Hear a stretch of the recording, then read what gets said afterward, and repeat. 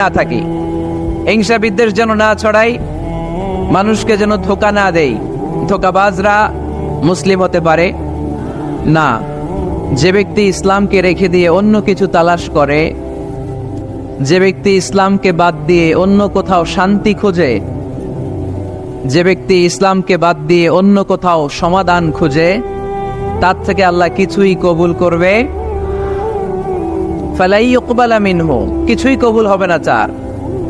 ইসলাম ছাড়া অন্য মতাদর্শে যে সুখ খুঁজে বেড়ায়, তার থেকে আল্লাহ কিছুই কবুল করবে না। ওহুয়া ফিল আখিরাতি মিনাল খাসিরিন, আর সে হবে আখিরাতে হাই হাই কোম্পানির ম্যানেজার। কোন কোম্পানি? খাসিরিন, ক্ষতিগ্রস্তদের মধ্যে সে শামিল হয়ে যাবে, হাই হাই করবে, কিছুই কবুল হবে না।